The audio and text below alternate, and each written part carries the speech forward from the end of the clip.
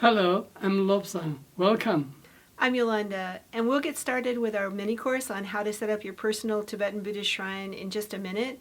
But first, we just wanted to say hi, welcome, and let you know how happy we are that you're here. Shall we start now? We'll be talking today about how to set up your personal Tibetan Buddhist shrine. You're in the right place if you're confused about how to set up your shrine properly and it has been hard to find answers. If you would love some practical tips for making your shrine more authentic and meaningful. If you think a daily Buddhist practice could help your life, but you don't know how to get started. Or if maybe you're just curious about how native Tibetans do Buddhist practices. This mini course is not a proper Dharma class, a replacement for a Dharma teacher. I'm not a Dharma teacher or guru. This mini course is very simple and practical guidance on exactly how to set up your shrine in authentic Tibetan Buddhist style. By the end of this training, you will know the exact steps you need to create a simple shrine in a style that Tibetans have used for centuries to calm and focus their minds, to generate a generous spirit, and to cultivate the practice and the joy of helping other people. Who are we and why are we teaching this? We are a Tibetan American couple. I'm Lobsang Wangdu. I have been volunteering with Tibetan community in Northern California many years. I was 20 years as Tibetan Buddhist monk. I have master's degrees in mathematics from Institute of Buddhist Dialectics in Dharamsala, India. And I'm Yolanda O'Bannon. I've been a staff or volunteer in many Tibetan organizations, including the Milarepa Foundation, Tibet Online, the Committee of 100 for Tibet, San Francisco Team Tibet, and the Tibetan Association of Northern California. We deeply believe that Tibetan culture helps make the world a better place. We believe that the heart of Tibetan culture needs to be preserved and shared. We run website Your Wangdu Tibetan Culture. We love to help people through Tibetan culture. And a common question from visitors to our website is, how do I set up my shrine? So we created this mini course on exactly how to set up your shrine in the traditional Tibetan Buddhist way. Here are some shrines of our friend's house. This is a very simple and focused Buddha Shakyamuni statue. There's another shrine, and it's a very nice cabinet, and the shrine itself is pretty medium kind of simple shrine. And this one is a very nice shrine and made by one of my friends. And he has, this is like 3-level shrine. First one, he displays Buddha Shakyamuni and Avalokiteshvara and Manjushri. The second level, he displayed 3 Gelugpa masters, Tsongkhapa and Gyaltsabje and Khedrubje. The third level, he makes the water offering. This is our home shrine, which is very basic. So why do Tibetans have shrines? In a very simple way, we could think of it as a daily reminder of the path to a happy life for ourselves and for all sentient beings. There are, of course, many reasons that we might have a shrine, including to honor the Buddha and remind you yourself of the enlightened qualities that you aim to develop, to remind yourself of your Buddhist practice, to focus your mind and cultivate wisdom, to free yourself of negative thoughts and behaviors, and to open your heart and cultivate generosity through offerings. A shrine is not for making a piece of art in our homes. showing off wealth, showing off our holiness, increasing our pride, to look good or interesting to our friends. A shrine does not need to be a fancy, expensive. So you can easily have a perfectly correct shrine yourself. It doesn't have to be a big, elaborate thing. So let's get down to how to actually set up your personal shrine. And we're going to divide this into 4 parts. Basic elements, offerings, how to care for your shrine, and where to put it. First, basic elements of a shrine. You will have 3 things. Buddha scripture, and the scripture represents of the Buddha's speech, and the statue of Buddha Shakyamuni, that represents the Buddha's body. The stupa represents the Buddha's mind. First, Buddha's speech. This is just giving you example. This is a very fancy scripture. And in your shrine, you can have Lamrim Chemo, or this is in Tibetan. Also, you can have Heart Sudara teaching teach by His Holiness. Also, you can have Tibetan Heart Sudara in Tibetan. Just so you know, it's really not important which form you have. You can have the hardcover book in Tibetan. You can have an English book like the Essence of the Heart Sutra by His Holiness.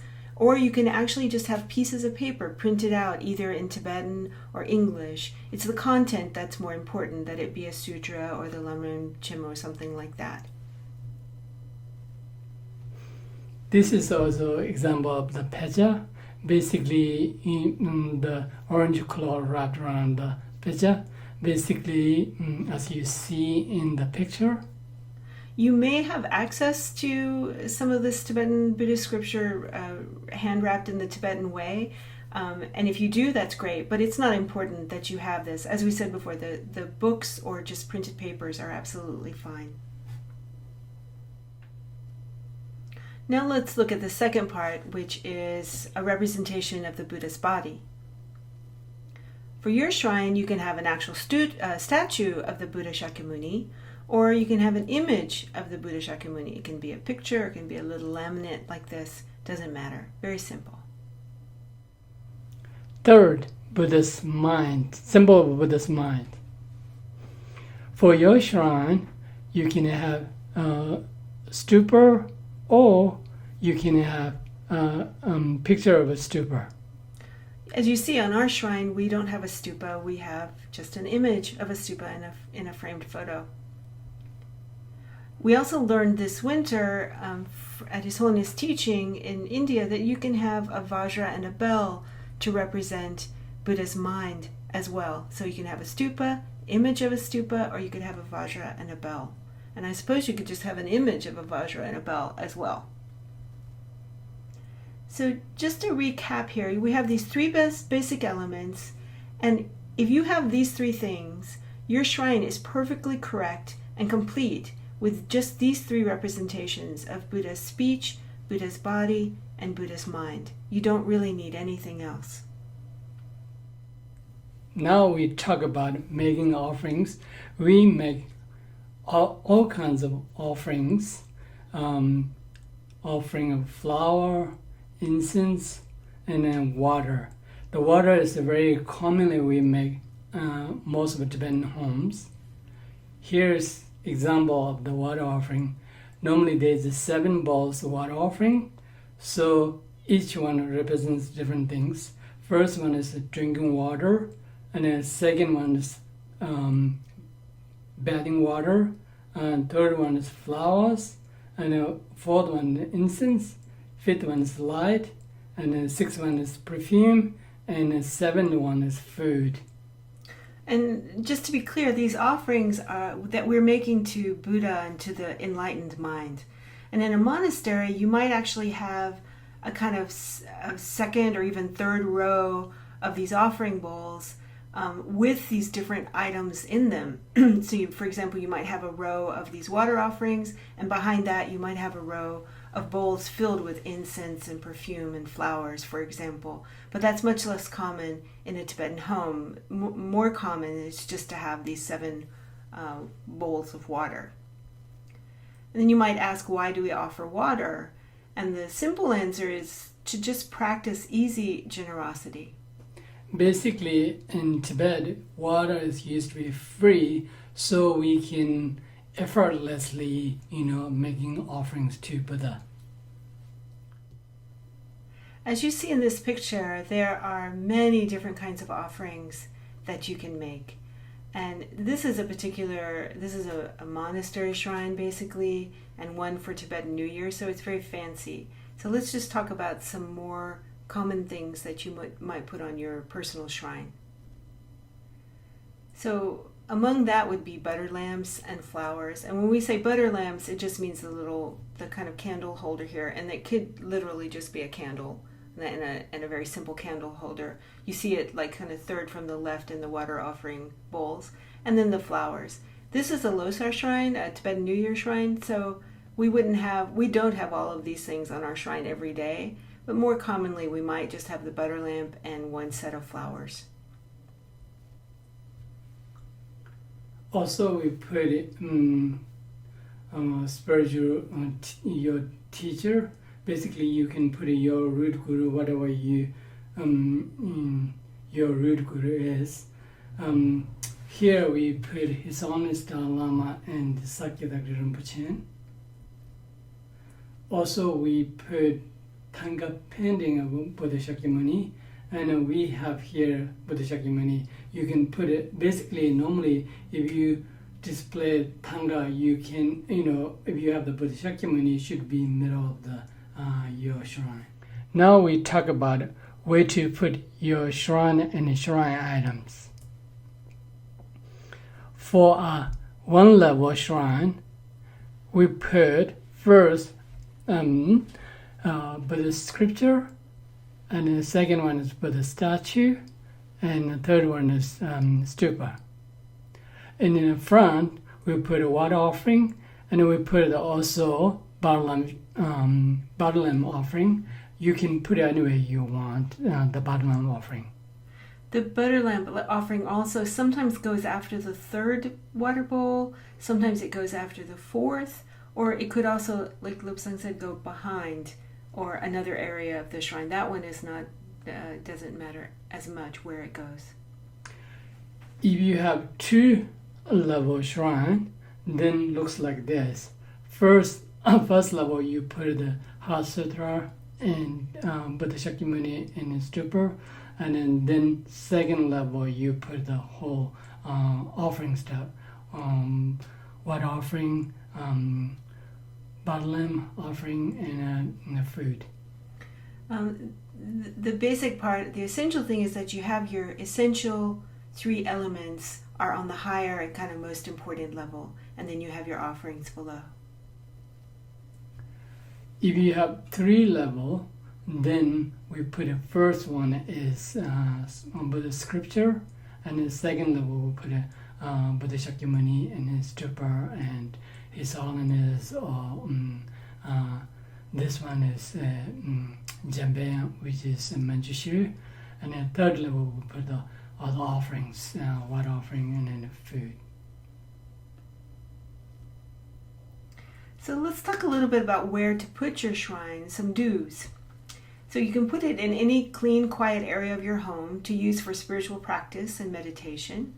You could put it on any clean shelf, bookshelf, or tabletop that is higher than the level of your head as you sit facing it. Or if it's necessary to put it in your bedroom, that's okay, we get asked that a lot. But put it at a level higher than your bed and put it at the head of the bed, not at the foot of the bed. And that brings us to some don'ts about where to put your shrine. And one of them is that you should never put it in the bathroom, never on the floor, or in any dirty place. Tibetans would never do that and would consider any of these kind of places very disrespectful. And let's talk a little bit now about caring for your shrine. At a basic level, keep your shrines clean and fresh and not dusty. Make your water offering in the morning and take them down in the afternoon or evening if possible. So Tibetans, I think, prefer to take them down in the afternoon, but it's not a super hard and fast rule. So you're just basically taking them down at the end of the day, and if that means you come home at 9 p.m., that's when you can take yours down, and that's okay. So let's just kind of wrap up what we've just learned. So we've looked at the basic elements of a shrine, the offerings, where to put your shrine, and caring for your shrine. One thing we want you to know is that nothing we've shared with you today is special or difficult. So we used exactly this to make our shrine, where we make offerings with a simple shrine practice almost every day. We do exactly the same thing. And we're not exactly sure why you're here, but we can guess that you're confused about how to set up your shrine, or you wanted practical tips for your shrine, you think a daily Buddhist practice could help your life. And one thing you can take away with you today is that we're not special in any way, and if we can do this, along with millions of other Tibetan Buddhists, you can do this too. It's very straightforward, very doable.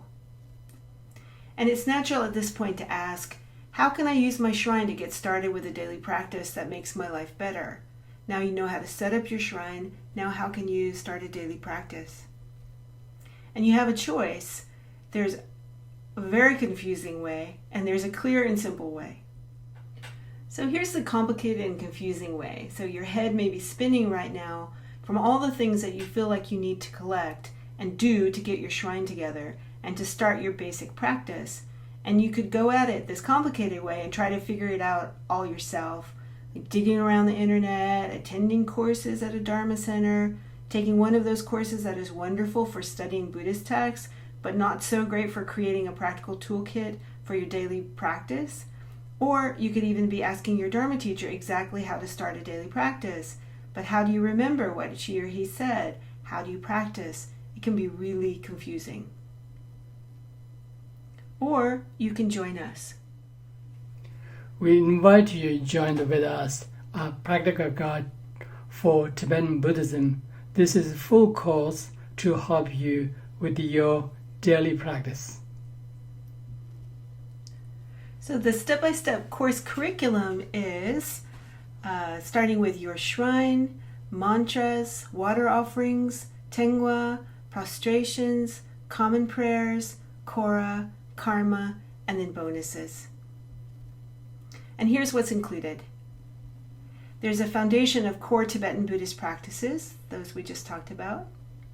There are 8 core lessons, 6 bonus lessons, 14 videos, 9 audios, 15 handouts, printable, downloadable core lessons, and that includes everything except the video is downloadable.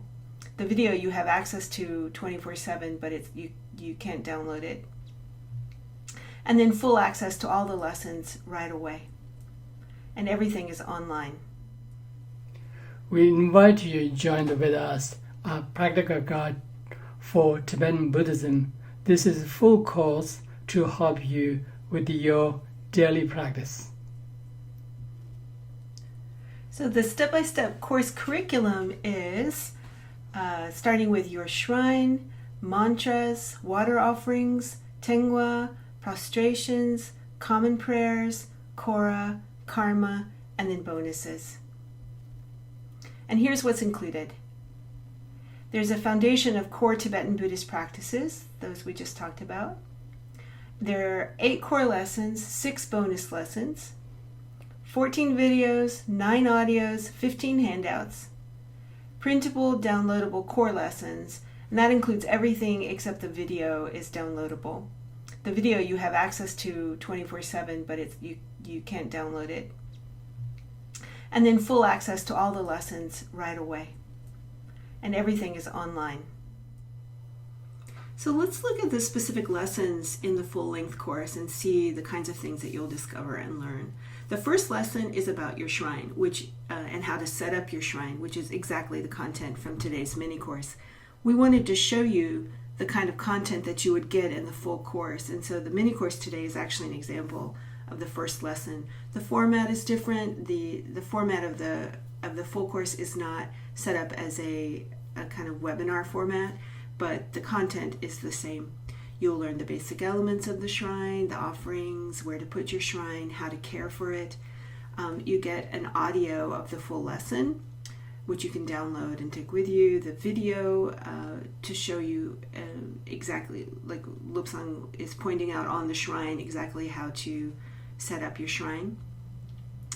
And you also get handouts with printable images for your shrine. So there's an image that you can download of the stupa, an image of the Buddha Shakyamuni, and an image of Tibetan text that you can place on your shrine if you don't have those objects. The next lesson is on mantras, and in that lesson you learn to say by heart in Tibetan 3 different very common mantras: the Buddha Shakyamuni mantra, the Avalokiteshvara mantra, and the Green Tara mantra. And you learn exactly how to say them. The method you learn them by is a simple kind of user-friendly practice with video and audio. Lobsang teaches you kind of step-by-step, word-by-word how to say it. You get the meanings behind them, and a beautiful handout with mantras for your practice. The next lesson is on water offerings, and in that lesson you learn what the bowls represent, exactly how to make the offering with a video, a simple daily practice with your offerings, how to remove them. You get audio and a downloadable and printable lesson, just like in all the lessons. The next lesson is on Tengwa, on prayer beads or malas. In that one you learn how to hold and count your mantras and prayers with your Tengwa. You learn how to use the dorji and the bell for higher numbers. Those are the little pieces that hang off of your mala. You learn about different types of Tengwa, how to care for your Tengwa, and again, you get video and audio. And then the lesson on prostrations. In that one, you learn why we prostrate, when and where to prostrate, regular prostration practices, and how to make the 3 most common types of prostrations, the Gyanchak, Gumchak, and the symbolic prostrations, with video to show you exactly how to do each one. And then you get the audio. Another lesson is on common prayers. And in this one you learn how to say the 3 very common prayers in Tibetan with step-by-step video. The Gyamdo, the refuge prayer, Nagarjuna's dedication of merit prayer, and another dedication of merit prayer with a generation of bodhicitta. And for these you get printable handouts with the prayers in English and Tibetan to help you learn them, as well as the video. Another lesson is on Kora, making circumambulations. This is on, you learn why we make Kora, the benefits of making Kora, where to make Kora, and where to make them if you're in a Tibetan community, and where to make them if you're closer to home. So many of us don't have the same kind of opportunities that you have if you're in Dharamsala or Tibet, or in a Tibetan community perhaps in the south of India, where there are many kind of prayer paths for you to take. So we talk a little bit about how to kind of adapt if you're just in an environment where there are no particular prayer paths, and to learn how to do it. And another lesson is on karma. This one, we learn what Tibetans learn about karma as kids, what His Holiness thinks about karma, or one of the things that he thinks about karma, how karma gives us incentive to take good actions, and a handout listing spiritual and other actions you can take to generate good karma. Now let's talk about 6 bonus lessons. The first one, Tomchu, which is Tibetan grace. It has video and handout. Normally we say before we eat. Also, second one is Manjushri mantra. And the third one is Guru Rinpoche mantra. The fourth one is long life prayer for His Holiness Dalai Lama. The fifth one is Shantidev's dedication prayer. The sixth one is Buddhist etiquette. We wanted to share with you some of the things that current members of the Course have to say about the Course. So Harriet from Spain says, I love this Course. This is a truly remarkable, one-of-a-kind course for all those who feel drawn to but completely overwhelmed by the complexities of the Buddhist way of life. Also, this course you can use on your phone or your tablets or your computer. We wanted to share with you some of the things that current members of the Course have to say about the Course. So Harriet from Spain says, I love this Course. This is a truly remarkable, one-of-a-kind course for all those who feel drawn to but completely overwhelmed by the complexities of the Buddhist way of life. Also, this course you can use on your phone or your tablets or your computer. So are you ready to join the course? In the course you get the 8 core lessons to show you exactly how to do basic practices, 6 bonus lessons with more prayers that you can use every day, your choice of video, audio, or written to learn the way that you like to learn, and a members area with 24/7 access that never expires. The link to go to join the course is www.yawangdu.com/practical-buddhism-course-pwyw.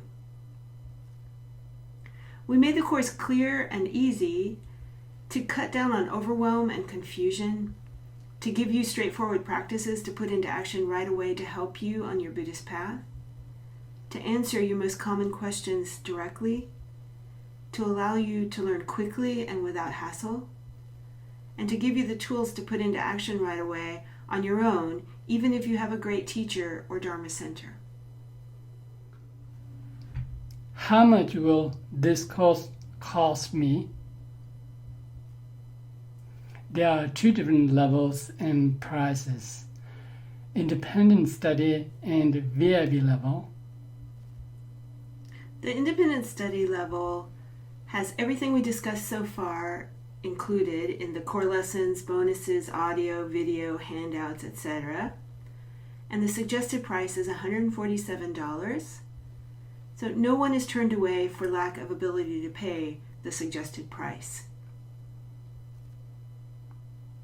The VIP level, you receive everything that's included in the independent study level, plus there's access into a private group inside Facebook. This group is a very kind and warm community of people who are going through the same studies and practices, and we're also there, Lobsang and Yolanda, to answer your questions. People love this community, and close friendships have been formed among the members all over the world. VIP level price, suggest price for $247. Of course, you can pay as much as you can afford. A minimum payment is $1. And let's hear again from another member in our course, and this is Renee, who lives in Australia. And she's told us, Namaste, Lobsang and Yolanda. I have no words to describe what your teachings have done for me. I feel light, informed, and most importantly, headed in a positive direction upon my path. Reading, absorbing, and interacting with everyone on this website has been one of the greatest choices I have ever made. Thank you so much. From Renee in Australia. The Practical Guide for Tibetan Buddhism can save you time and money. You don't have to spend a lot of time online tracking down all the different practices and trying to figure out which ones are simple and common and how to use them. You don't have to travel to a Tibetan community in Tibet, India, or Nepal and spend time learning the basic practices. You can study right at your home whenever you want. Let's hear from another member in our community. This is Diane in the United States, and she said, it's like having my own tutor right here in my home. Very nice.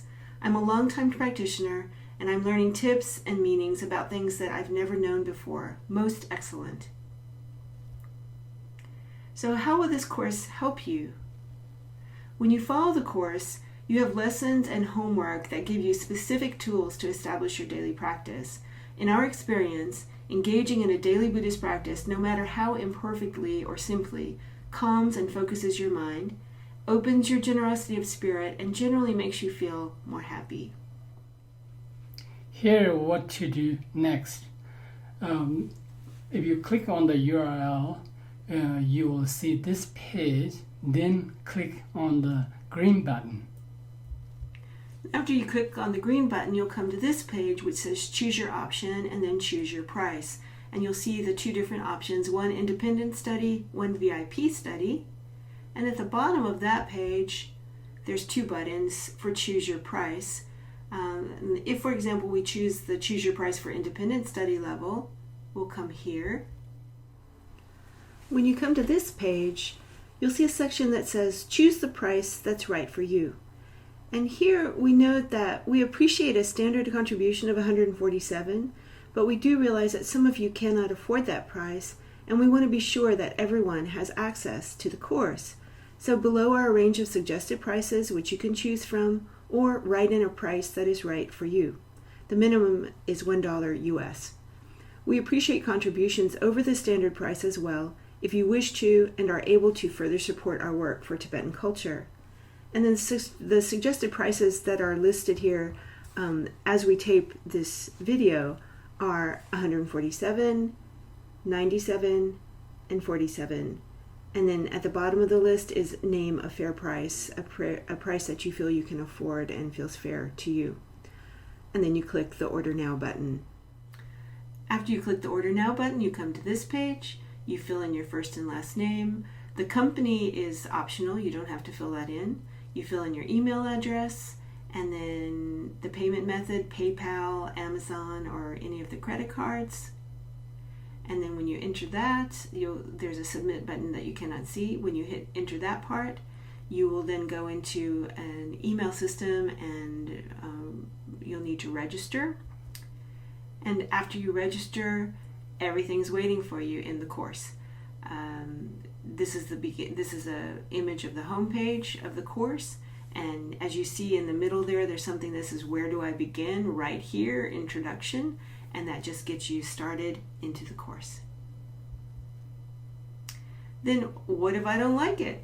So don't worry, our course comes with a 90-day 100% money back guarantee. If it doesn't live up to your expectations for any reason at all, you just let us know within 90 days of purchase, that's 3 months, and we will return 100% of your money, no questions asked. So really, we have no desire to make bad karma by keeping our customers' money if they're unhappy. Right livelihood and living in total integrity is very important to us. We want you to be happy, and we're confident that you will get wonderful value from this course. And if you're like every single person we've heard from who has taken the course, you're going to love it. We hope you'll take this moment now to help yourself, help Tibet, and help make the world a better place. We want you to know that we donate 10% of proceeds from this course to Tibetan culture and education projects, both inside Tibet and in exile. You won't be wasting your money because you're getting great benefit of taking this course. Also, we're giving 10% donation for great cause. Some of you may have questions, and some of the frequently asked questions we address on the page that you come to at the URL at the bottom of the screen. So some of the questions we've been asked and that we answer on that page are, how do I know you're an authentic Tibetan teacher? When does the course start and end? And is there a time limit on when I can access the course materials? So we answer those and many other questions on the page at the link. We think you're in the right place at the right time. Please join with us. Thank you for watching this video. I hope you learned something new. It was great to be here with you. Thank you so much.